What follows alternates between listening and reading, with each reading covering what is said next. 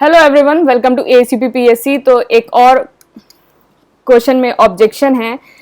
जो official answer की में जो आंसर दे रखा है तो उसमें ऑब्जेक्शन है, तो वही हम क्वेश्चन डिस्कस करते हैं। तो क्वेश्चन है हमारा, आपने ऑब्वियसली थंबनेल पे देख लिया होगा, फार्म सब्सिडीज का क्वेश्चन है। तो इस पे जो UPPSC ने जो आंसर माना है, एक सेकेंड, तो इस पे जो UPPSC ने आंसर माना है वो ए माना है। ए माना है मतलब 1 सही है और 4 सही है। तो हम इसको एक एक स्टेटमेंट को करके देख लेते हैं, फिर हमें ज्यादा आइडिया होगा क्या सही है। तो ये जो है ये Ramesh Singh 10th edition Indian economy की जो बुक है उसका है ये, रमेश सिंह। तो पहली मैं आपको बता दूं, कुछ लोग बोलेंगे कि एक फाइनेंस कमीशन की भी रिपोर्ट है एग्रीकल्चर सब्सिडी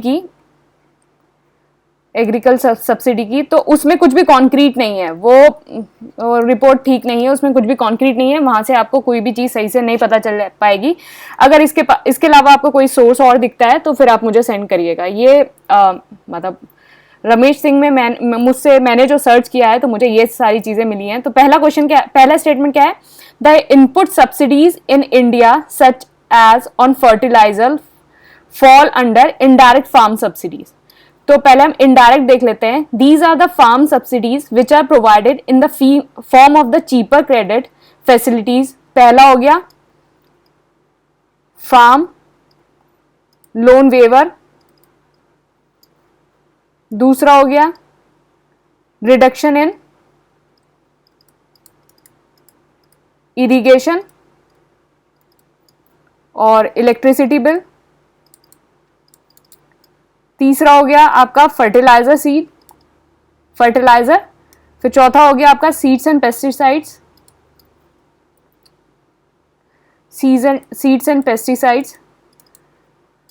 फिर पांचवा हो गया एग्रीकल्चर रिसर्च, छठा हो गया आपका एनवायरमेंटल असिस्टेंस, एंड सातवां हो गया आपका फार्मर ट्रेनिंग। तो रमेश सिंह के अकॉर्डिंग ये सारी सब्सिडी आपकी इनडायरेक्ट सब्सिडी है। तो हम देख लेते हैं पहला स्टेटमेंट क्या है। The input subsidies in India such as on fertilizer fall under indirect subsidies. तो बिल्कुल सही है। फर्टिलाइजर जो है ये 3rd नंबर पे है, तो ये इनडायरेक्ट सब्सिडीज में है। तो ये स्टेटमेंट हमारा सही हो गया। तो ये statement this statement is right. Second, reduction in power and irrigation bill, power और irrigation offer to farmer fall under direct farm subsidies. तो इरिगेशन और पावर मतलब electricity bill, these are the same. Reduction in irrigation and electricity bill, तो ये भी हमारा indirect subsidy में है। ये हमारा जो है ये डायरेक्ट नहीं, ये इनडायरेक्ट होगा। तो ये वाला स्टेटमेंट रॉन्ग हो गया। फिर तीसरा है the agriculture provision of the WTO do allow direct farm subsidies prohibit indirect subsidies. तो अब ये WTO का देख लेते हैं। तो इसमें ये है WTO has put some ceiling on the amount of direct and indirect subsidies being provided by the various developing and developing nation due to the fact that these subsidies distort the free market forces which have their own implication। तो इसका मतलब ये हुआ कि जो WTO है वो दोनों अलाउ करता है, डायरेक्ट भी अलाउ करता है और इनडायरेक्ट भी अलाउ करता है, लेकिन इनमें कुछ ना सीलिंग लगाता है। पुट सम सीलिंग मतलब अलाउ दोनों करता है तो सीलिंग लगाता है। तो इसमें लिखा है कि सिर्फ डायरेक्ट अलाउ करता है, इनडायरेक्ट अलाउ नहीं करता, तो ये भी रॉन्ग हो गया। अलाउ बोथ विद सीलिंग, तो दोनों अलाउ करता है लेकिन कुछ सीलिंग के साथ। तो अब देखो सेकंड भी गलत है, थर्ड भी गलत है, तो ये भी स्टेटमेंट गलत हो गया, ये भी स्टेटमेंट गलत हो गया, ये भी गलत हो गया, ये भी ऑप्शन, क्योंकि सेकंड और थर्ड गलत है। यहां भी सेकंड आ रहा है, यहां भी थर्ड आ रहा है, तो ये गलत हो गया। हमारे पास सिर्फ एक ऑप्शन बचता है 1 and 4। 1 तो हम बता चुके हैं सही है, राइट है। बात आती है 4th की। देखो 4th में जो है एक चीज लिखी हुई है रमेश सिंह में कि India spend about rupees 1,60,000 crore every year or roughly 2% of its GDP on subsidies all indirectly. देख रहे हो आप, all indirectly कि सारी सब्सिडीज देता है लेकिन सारी इनडायरेक्टली देता है. तो रमेश सिंह के अकॉर्डिंग ये है कि इंडिया जिन सब्सिडीज पे पैसा खर्च करता है, इंडिया जिन सब्सिडीज पे स्पेंड करता है, वो सारी इनडायरेक्ट सब्सिडीज पे स्पेंड करता है. इनडायरेक्ट सब्सिडीज पे जो है इंडिया सब स्पेंड करता है. तो इसका मतलब ये है कि आपका जो है फोर्थ स्टेटमेंट भी बिल्कुल सही हो जाएगा. तो इसका सही आंसर ए ही होगा, 1 and 4. मतलब रमेश सिंह के अकॉर्डिंग तो इसका सही आंसर यही है. अगर आपको और कोई सोर्स मिलता है तो फाइनेंस कमीशन वाला सोर्स मत देखना जिसमें एग्रीकल्चर है. मुझे तो कहीं मिला नहीं उसमें कुछ सही से कॉन्क्रीट. अगर आपको कुछ मिलता है तो आप बताना. तो सही आंसर तो 1 and 4 ही है. मतलब यूपीपीएससी ने जो है आंसर सही दिया है. अब एक बार थोड़ा डायरेक्ट सब्सिडीज को देख लेते हैं.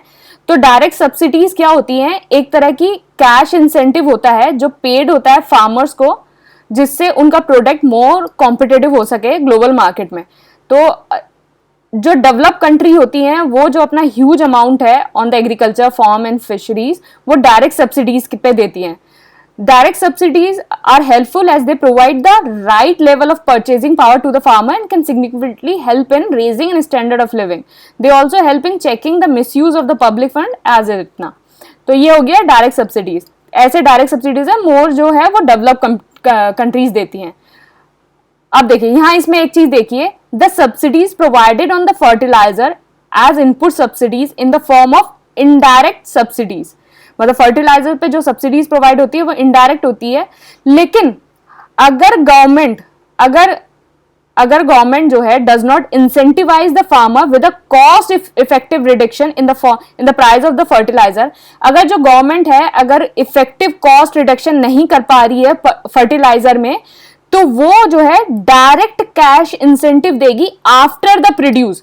मतलब फसल होने के बाद, जब फसल हो जाएगी, उसका प्रोड्यूस हो जाएगा, उसके बाद जो है डायरेक्ट सब्सिडी देगी. तो मतलब प्रोड्यूस के बाद देगी. वैसे तो पहले ही दे देती है, लेकिन अगर ऐसा रिडक्शन नहीं कर पा रही है, मतलब इन केस अगर नहीं कर पा रही है तब देगी. लेकिन सरकार जो है पहले ही दे देती है. ऐसा नहीं होता है कि रिडक्शन नहीं कर पा रही है तो फिर कैश इंसेंटिव देती है, तो ऐसा नहीं होता है. तो ये सारी चीजें है कि तो जो सरकार है वो पहले ही दे देती है. तो जो सरकार जितना भी अपना पैसा खर्च करती है वो सारा इनडायरेक्ट सब्सिडी में पैसा खर्च करती है सरकार अपना इनडायरेक्ट. तो यही लिखा है, all the subsidies provided by the government of India fall under the indirect subsidy. तो सरकार का, गवर्नमेंट का जो एक्सपेंडिचर है वो सारा इनडायरेक्ट में जाता है. डायरेक्ट एंड इनडायरेक्ट सब्सिडीज होती हैं, मतलब डायरेक्ट एंड इनडायरेक्ट सब्सिडीज होती हैं. अगर आप जैसे डायरेक्ट है, जैसे इनडायरेक्ट और डायरेक्ट में क्या है, जैसे अगर फर्टिलाइजर सब्सिडी है, आपको शुरू में ही आपको इंसेंटिव मिल गया, उसकी सब्सिडी मिल गई, तो वो इनडायरेक्ट हो जाएगी. अगर कॉस्ट में रिडक्शन नहीं हो रहा है और आप डायरेक्ट कैश इंसेंटिव दे रहे हो किसी चीज का, तो वो डायरेक्ट में हो जाएगी. लेकिन सरकार जो है वो पहले ही जो है अमाउंट दे देती है, तो डायरेक्ट होने की नौबत ही नहीं आती. तो सरकार जो अपना सारा पैसा है 2% ऑफ द जीडीपी जो अपना सारा पैसा है 2% का, वो सब कुछ इनडायरेक्टली में देती है.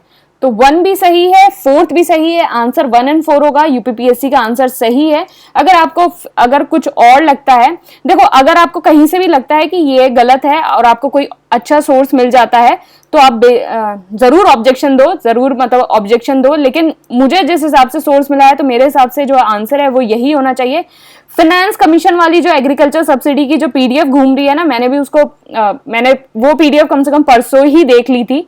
तो वो जो पीडीएफ है मैं कम से कम इसको जिस दिन से आंसर की आई है इस आंसर को जो है सर्च करने की अलग अलग सोर्सेज से कोशिश की है और फिर जाके कुछ ऐसा कॉन्क्रीट सा मिला है.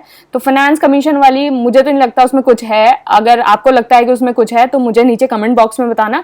और आपको अगर कहीं और किसी और रेफरेंस में अगर आपको कहीं लिखता है कि बेसिकली जो है ये तीनों स्टेटमेंट तो साफ हैं 1 2 3, दिक्कत आती है फोर्थ स्टेटमेंट पे। तो कोशिश करना, अगर ढूंढने की कोशिश करो तो फोर्थ स्टेटमेंट ही ढूंढने की कोशिश करना है, क्योंकि 1, 2 एंड 3 तो हम प्रूव कर सकते हैं, रमेश सिंह से ही कर देंगे, उससे ही ठीक हो जाएगा। लेकिन कोशिश करो तो फोर्थ को ढूंढने की कोशिश करना अगर कहीं मिल जाता है। लेकिन मेरे हिसाब से या रमेश सिंह के हिसाब से जो है वो आंसर ए ही होना चाहिए। तो ए आंसर सही है। स्टिल आपको अगर कहीं कुछ मिलता है तो आप बताइएगा। Thank you and all the best.